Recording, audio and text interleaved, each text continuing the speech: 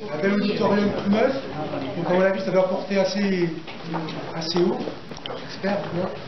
Donc je vous remercie d'être présents. Je remercie déjà en premier lieu mes peintres adhérents qui sont présents ce soir, qui ont répondu à l'appel. Et ma micro. Ah bon, alors je pensais qu'il n'y avait pas besoin de micro. Mais bon, vous parlez plus fort. Et donc, oui, je remercie mes peintres en premier lieu parce que bon, on a eu pas mal de petits déconvenus, des petits retards au niveau de nos dates d'exposition, mais c'était un bien fondé par rapport au nouveau lieu là qui nous accueille. Donc, je vais remercier tout de suite la municipalité, mais je vais y revenir un peu plus longuement.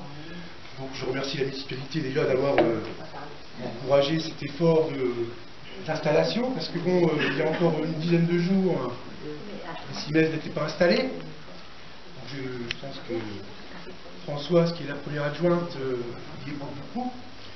Et donc, voilà, ça a déjà permis de pouvoir installer les toiles en temps et en heure. Donc ce lieu qui nous accueille, qui est tout neuf, et qui est pour la première fois ouvert au public. Il faut le savoir, jusqu'à présent, c'était plus l'école de musique qui était concernée, et c'est la première exposition publique qui a lieu donc à la Maison des Arts, telle qu'on l'appelle, à savoir que cette Maison des Arts est l'ancien tribunal d'instance de Bar-sur-Aube. Pardon, je m'excuse. Oui, à savoir que nous sommes dans l'ancien tribunal d'instance de Bar-sur-Aube.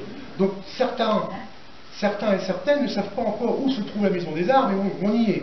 Donc bien sûr, on n'avait pas appelé ça le tribunal d'instance. On voit encore là, derrière la salle d'audience. Pour la petite anecdote, il y a une de nos peintres qui s'est installée, Michel, je ne sais pas où elle est là-haut, qui était venue accompagner tout à l'heure avec un monsieur qui s'appelle... C'est politique de dire son nom.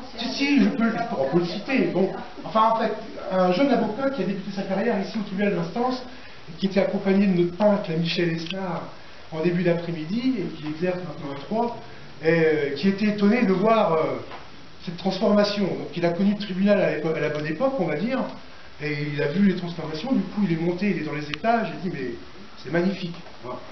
Voilà, c'est une anecdote que je veux dire par rapport au lieu. On a eu pas mal donc de petites péripéties.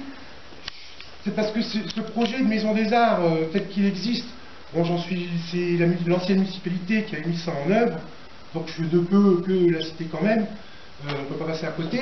Et donc c'était un projet à l'époque avec plusieurs associations culturelles d'avoir un endroit qui puisse accueillir aussi bien la musique, le théâtre, et j'en passe, donc la peinture également, enfin tout ce qui a trait au culturel et à l'art.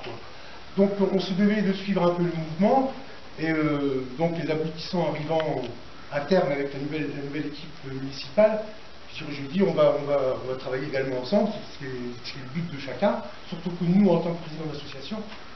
Donc j'ai suivi le mouvement, j'ai insisté auprès des élus pour que ça se fasse là, pour dire que justement on suit les envies de chacun, et puis bon, vu qu'on a un endroit tout neuf et tout beau, autant en profiter quoi.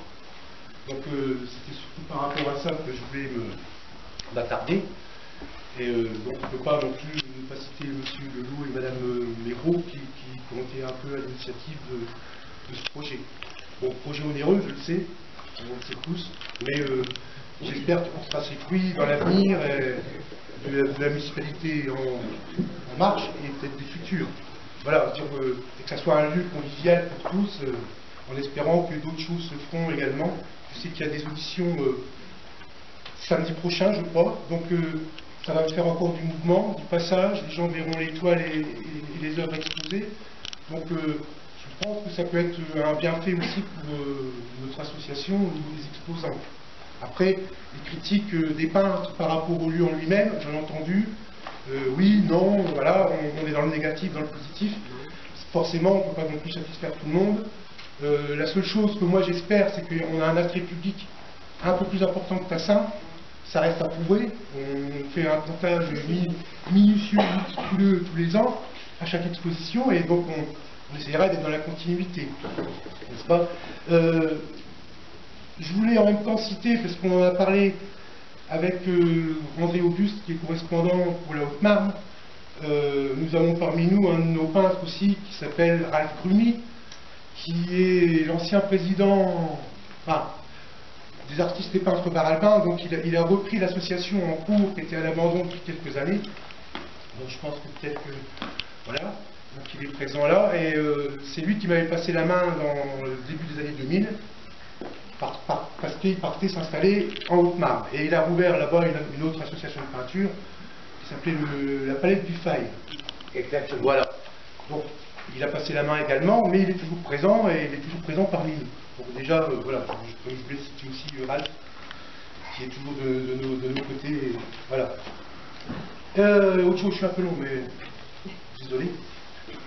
J'avais une autre chose à dire aussi, oui, je voulais remercier aussi Louisa, la petite secrétaire de la Maison des Arts. J'ai l'habitude de remercier Sylvie et Marc Boyen quand on est à Tassin, mais on ne peut pas non plus citer, ne pas citer non plus Louisa, qui est là, qui est très d'un calme impressionnant, parce que bon, du coup, on l'a bousculé un peu, mais elle reste très calme, très disponible, aussi bien pour nous, mais que pour les autres associations, hein, parce que c'est elle qui fait une photocopie. Je remercie également tous les membres de l'association actifs, principalement ma petite blogueuse là-bas, qui est dans notre coin, c'est elle qui a établi les affiches, les invitations et les catalogues, qui a fait passer le mot. Donc vous pouvez aussi aller visiter notre blog. Il y a pas mal d'informations qui circulent en ce moment, parce que nous avons l'intention de faire une visite de l'abbaye de Clairvaux en juillet, afin de pouvoir faire par la suite, en fin d'année certainement, une exposition sur le thème, puisqu'on suit un peu le courant du département, puisque l'on fête les 900 ans de la fondation de l'abbaye et également de la fondation des Cistériens. Donc tout ça suit son cours et on ne peut pas aller dans le sens inverse de la chose. Donc on fera une visite au mois de juillet de l'abbaye. Donc j'appelle les peintres à vouloir participer. L'association prendra en charge la visite, hein, n'est-ce pas, madame la trésorière? J'ai demandé l'accord de la trésorière si on prenait en charge ou pas la visite des peintres. Donc j'ai eu son accord, donc on fait. Donc voilà, on a lancé ça sur le blog. Il y aura encore d'autres informations qui passeront sur le blog d'ici peu de temps. Je suis en rapport avec ma blogueuse. Donc voilà. Et puis, quoi d'autre? Je voulais dire encore quelque chose, mais je vais... Voilà.